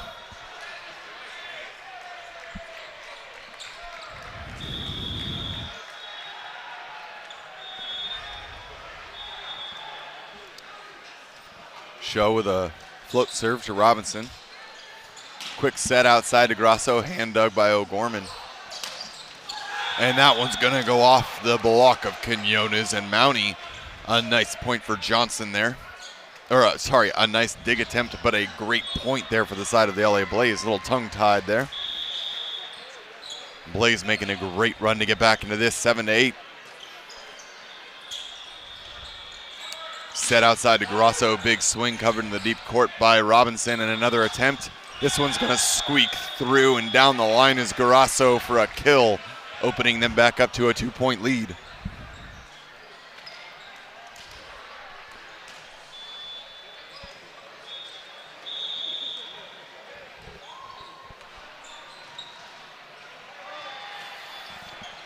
Float serve to Massanet.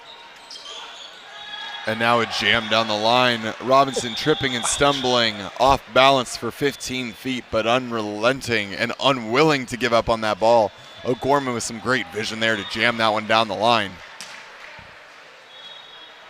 Got to respect the effort over there by the Tyrants. Even though that ball wasn't returnable, still chasing it down and setting that standard. Robinson with a tight pass, one-handed attempt, and Mountie able to find that dig. Quinones goes to the middle, Mountie once again, and Mountie jams that one down.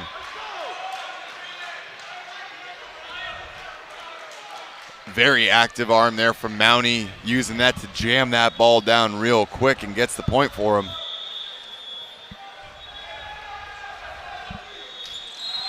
Float down the line, aired out by Massanet.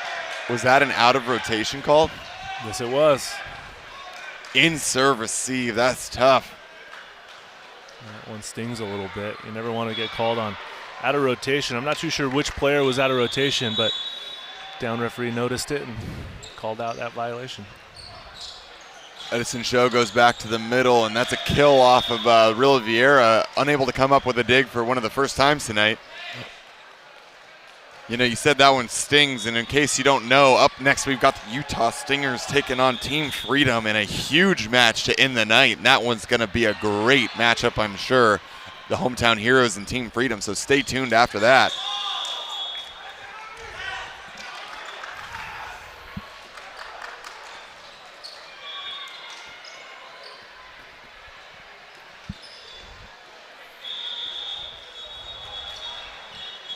Mountie goes after Guzman.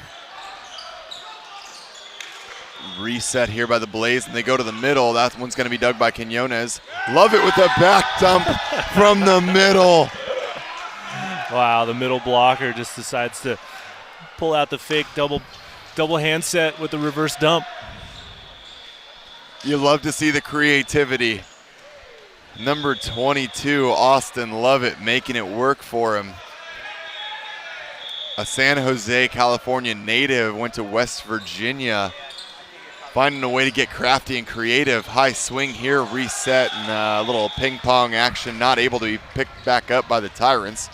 And the Blaze get a much needed point there. And that's gonna bring number 1, Steven Morales, back for another jump serve.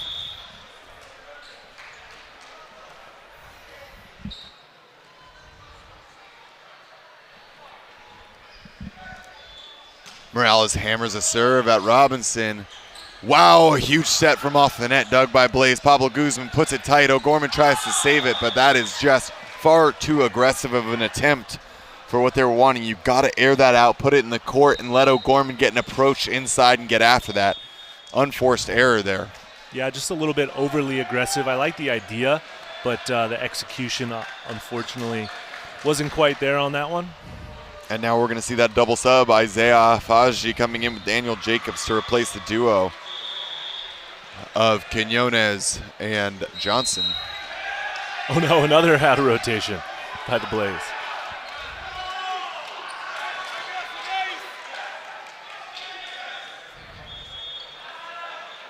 All right, boys. Well, those mental lapses are going to catch up to you quick. Blaze is very much in a do-or-die situation, so it's going to put a lot of pressure on the guys trying to find some kills. And O'Gorman has a big block in front of him there between Lovett and Jacobs. Tries to go around it, finds the top of the tape, and bounces that one wide. And that's going to bring us to a technical timeout here at 16:10. We've got a little bit of a sideline report from the man himself, Mr. Thor. Take it away. Thanks, Nick. Obviously, it's been a little difficult to listen in on both of the benches. Very noisy here in the convention center. But I do have some statistical numbers to look at, just talking about efficiency. First, on the side of the Tyrants, they've been hitting better than 50% as a team through more than 3 sets right now. Of course, led by the man himself, Tim Johnson. 16 kills as of the last technical timeout, hitting better than 52%. Grasso's added 11. Efficiency a little bit less, hitting about 33% on the match, but for the LA Blaze, they've been hitting under 35% as a team, and Pablo Guzman's only at 28%. Numbers aren't great in that category. They've been able to get some contributions, obviously, from O'Gorman and Rodriguez in this one. Both are hitting better than 55% with 10 kills apiece. Travis O'Gorman, certainly someone to continue to keep an eye on. 64 hitting percentage in this match. Blaze are going to need to rely on him if they're hoping to climb this big hill down by 6. Back to you guys.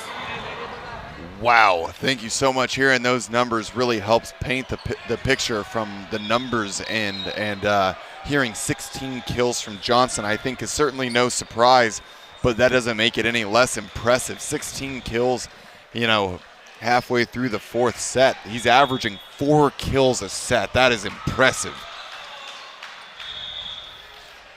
Faji now the float. Ira. Those good stats. Tip over the top, picked up by Real Vieira. A jam down the line, and that's in. And we've seen a little bit of a personnel change. LA Blaze goes back to setter Marcus Buggs, swapping him in for Edison Joe.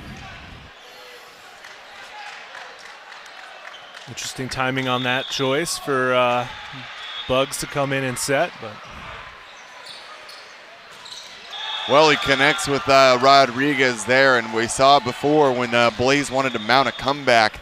That was a big part of it. Get Rodriguez established first and go from there. Love to see a good pass, especially when you see Blaze make a small adjustment and they go to a Massanet Guzman two-man serve receive. O'Gorman virtually not in the passing rotation at all there, but he's certainly looking to get involved in the sideline rotation, or the serving rotation right now, as he goes back with a big jump serve. Just long, and Texas Tyrants more than happy to let that one go. We've got an overrule from the up ref. And we're seeing some of the biggest fans of the Texas Tyrants right now are their brother team in the Dallas Tornadoes over here, showing their support for their Texas counterparts. Heckling the up ref there a little bit.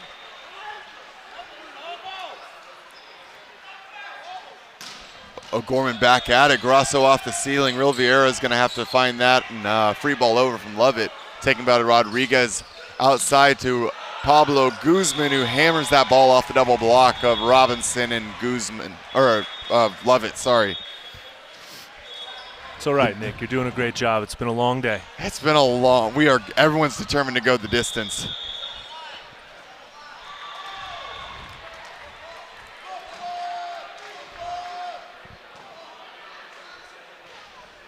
O'Gorman really putting the gas into the tank here. See if he can get another one. Great pass by Real Vieira outside, and Jacobs goes hard angle into the bottom of the tape. And we're seeing that second life, and maybe the Blaze knew that a small adjustment in Bugs just maybe gives the team a little bit of a shift, and O'Gorman ready to be the ignition switch here as they're trying to get things back on track. Something's happening over there. Not too sure what exactly, but they just like playing from behind a little bit here, and when their back's against the wall, keep trying to do things like that. So, well, Gorman putting a ton of pressure, and to hit at the serve as hard as he is, a miss is coming. It's kind of just a matter of when, but he's able to crack off a couple before. And there's that connection once again. Bugs knows that his middles are the key to the team's success here. If he's able to start isolating the middle blockers of Mountie and Lovett and the one-on-ones against Nieves and Rodriguez, he's going to find some success. So that's what he's going to look to do here. Just a 3-point lead not 2 minutes ago. It was a 7-point lead. And now Rodriguez hammers the serve. But Grasso goes out, dug by Rodriguez. Nieves set to Guzman. Guzman swings and recovered. Lovett swings, and a one-handed attempt there to get a block move from the Blaze is not successful, and that's going to be a point for the Texas Tyrants, getting them right back into the lead with a nice 4-point cushion.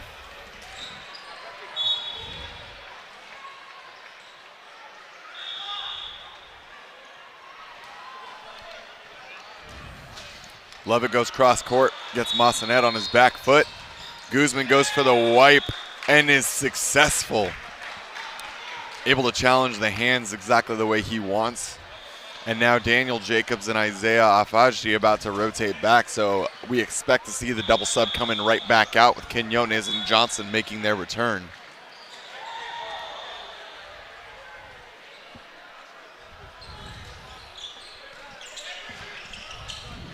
Set to the outside. Grasso hits hard angle. And an accurate call. The line judge saw that with great precision. A great swing from Grasso. You know that man is good for the kill. And that's going to be 20-16 here, the side of the Tyrants.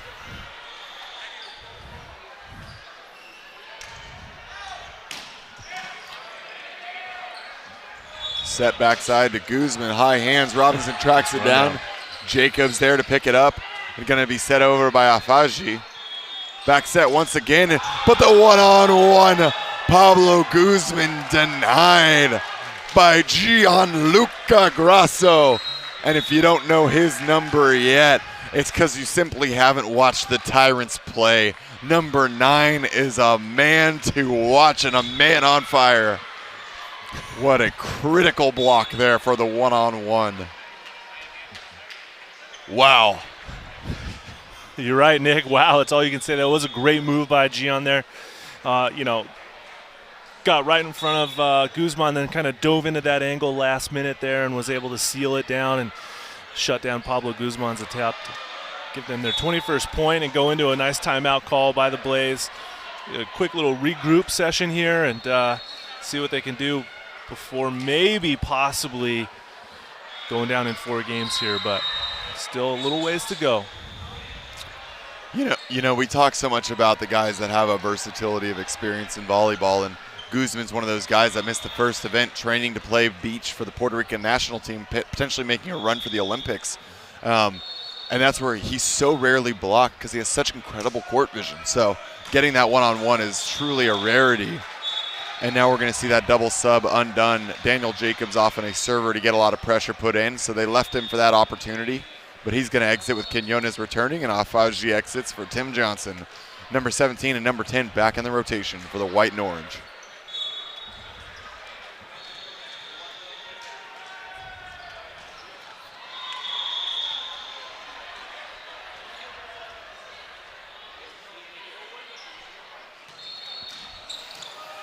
Real Vieira nails as always, and Mounty goes up, and I think that was a net on the side of the Blaze. Okay, Mounty got it on the follow-through. Yep. No argument there, so yep. Good catch by the referees. All these big Blaze comebacks have been on the back of some of their biggest jump servers, so there's really a lot of pressure on the shoulders right now. Pablo Guzman to see if he can generate more momentum. Gets a bounce off the tape. Backside to Grasso, who rolls it over the top. Pancake by Massanet. O'Gorman's going to tip it in. Taken by Real Vieira. Back set from Grasso, who slams it. Covered by Robinson. Quinones to the outside. Johnson swings it deep down the line, and he finds the line. What a swing by Johnson. Nice play by Tim Johnson there to take a little steam off of that heater and just kind of roll it back to the corner in transition. Nicely played by him. Once again, Anthony Robinson, the defensive anchor in the 0-2 spot, getting a great cover for Grasso to extend that rally. O'Gorman now misses that one. Massanet tries to send that cross court, and now we're seeing Robinson, whose name can't be said enough, goes up and gets a one-on-one shutdown, wipes that back into the court, and shuts down the right side of number 1 for the LA Blaze. Guzman with a hand pass backside, dug by Real Vieira. Quinones pulls it out of the net. Mounty hits a down ball taken by Massanet. Big swing by O'Gorman, but no touch. A touch? No shot. What? I don't know how he saw that touch. That was as much of a phantom touch as I've ever seen before, that's for sure. But very interesting call there, nonetheless. Let's see how the Tyrants respond here. They're just 2 points away from winning this match, so yeah, don't think in their best interest to not worry about it and just accept that freebie right back. All of them determined to let the refs know. And, well, you know, I appreciate Tim Johnson, the one who would feel quote-unquote wronged in that situation was the one grabbing teammates, telling them, let's focus back up. You know, that takes discipline and a good work from him. Mounty now targets Massanet. Match point. O'Gorman hammers, and the double block of Johnson, and love it there. Gets it done.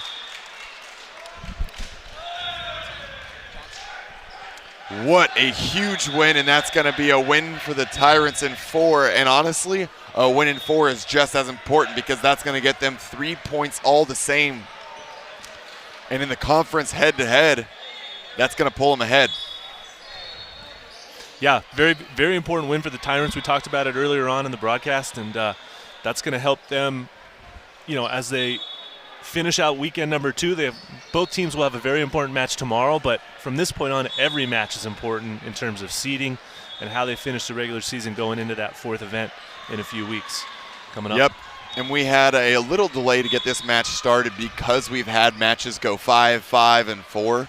So the match was pushed about 15 to 20 minutes, and I'm not sure yet exactly what our go-live time will be for this last match of the night, which is queued up for 7 o'clock, but a little bit of wrap-up still happening here. So we are less than 20 minutes until that 7 o'clock go live time. So just hang with us here. We're going to make sure that you guys don't miss out on any of the action, but we're still going to figure that out. We want to make sure that our production team is ready for that next match. Both of those teams are ready to go. So while they've been warming up on alternative courts, that's one that we've just got to get dialed in. So the plan is 7 o'clock. Bear with us if it's a couple minutes later. We've had a long day full of teams determined to give you guys some fantastic volleyball. Going the distance almost every single match. And you know what? Team Freedom against the Utah Stingers, I can say confidently only that that's not going to be a 3-0. No, that's going to be a great way to finish day number 2 here for sure, as Ira goes and finds our MVP of the match. But yeah, looking forward to the next match. Stingers, Team Freedom, local team here.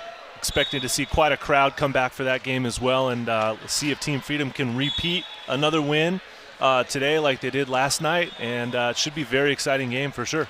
Absolutely, and now we're going to hear from Ira Thor and the man of the match. Over to you guys. And I'm here with our most valuable player of the match, Tim Johnson. What a performance. You yourself had about 20 kills, but before we talk about your effort, your team coming in, direct battle with the Blaze for positioning. How much did you guys talk about the significance of this match before you went out there today? Yeah, honestly, every game we play, we want to win, even though this is a conference match. But every single game, we're going to put our best effort. We want to stay together as a team and just get the job done.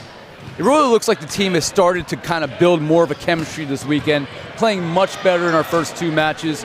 Do you feel that out there? Oh, absolutely. Every single man on this roster can throw it on at any given moment. If coaches calls their number, we believe in each other. We know we can all do. We played against each other in college too, so very familiar with each other and trust each other. Now yourself, about 20 kills in this match. You had 16 through about 3 1/3 parts of this match. You were just clicking on all cylinders today. What is it about a tournament like this that really gets you going? Man, just the energy from both teams. Both teams have a good group of guys, and I just really wanted to come out here and do what I can for the team, and luckily we ended up on top this time. You guys did bounce back there. In that 4th set, the Blaze did come back and put a little bit of a challenge. What did you guys talk about going into that 4th set to prevent it from going to a deciding 5th?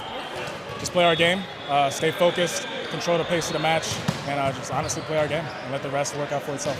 And it really worked out there in that 4th set as the Tyrants pick up the W in 4 sets. Tim Johnson is our most valuable player, dominant effort on offense. Back to you guys.